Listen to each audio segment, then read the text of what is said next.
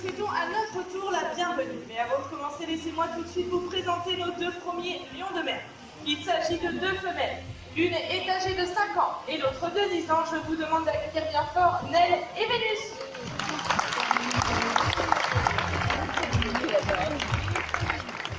Et pour commencer, j'ai une petite question. Pour toi, tu nous parles de lion de mer, mais il ne s'agit pas d'otarie.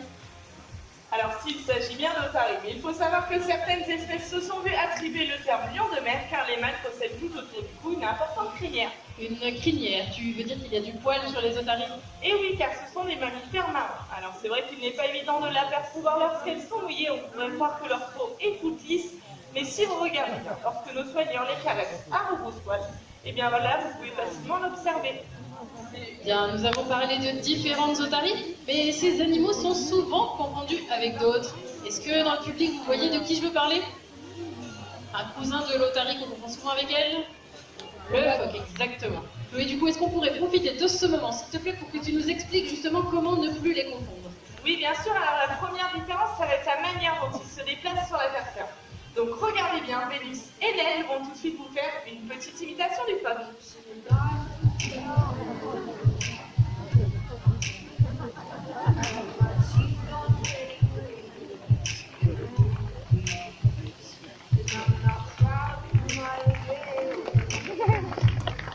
Ah, je vois, le phoque n'utilise pas ses nageoires avant pour se déplacer. En fait, il est obligé de ramper à terre comme une chenille en quelque sorte. C'est ça, car le phoque possède des nageoires avant qui sont toutes petites. Contrairement à nos amis qui, elles, possèdent de grandes nageoires avant très puissantes.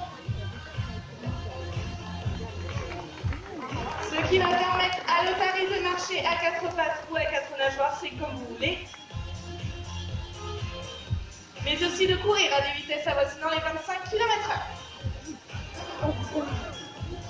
Donc la première différence est que le phoque et l'otarie ne se déplacent pas du tout de la même manière lorsqu'ils sont au sol, d'accord? Mais alors comment faire pour les reconnaître s'ils sont dans l'eau? Eh bien, il existe un autre moyen infaillible pour ne pas se tromper. Si vous regardez bien de chaque côté de la tête de nos otaries, vous pourrez voir qu'elles ont de petites oreilles, des pavillons externes. Le phoque, lui, possède seulement de petits trous de chaque côté de la tête. Il est donc impossible de distinguer des oreilles chez le phoque. Parfait, mais toi, est-ce qu'il existe encore peut-être une autre différence? Oui, il en existe une troisième. On dit que le phoque grogne pour communiquer avec ses congénères. Mais est-ce que quelqu'un dans le public connaît le nom du cri de l'otarie? Oui, je l'ai entendu. On dit que l'otarie aboie, c'est le même terme que pour le chien. Mais maintenant, saurez-vous reconnaître cet aboiement parmi les 3 cris d'animaux que nous allons vous faire écouter? Est-ce que vous êtes prêts?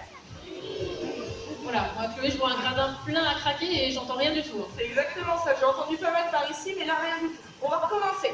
Est-ce que vous êtes prêts? Oui! C'est parfait. Alors écoutez bien, c'est parti.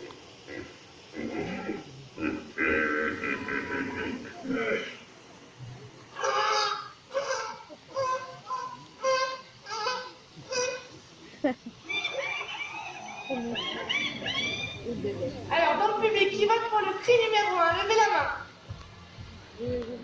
Un petit peu de monde. Le cri numéro 2?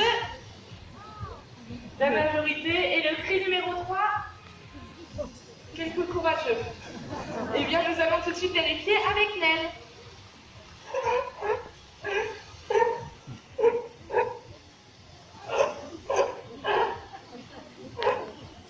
Alors, vous l'aurez compris, ceux qui ont voté pour le cri numéro 2, félicitations à vous.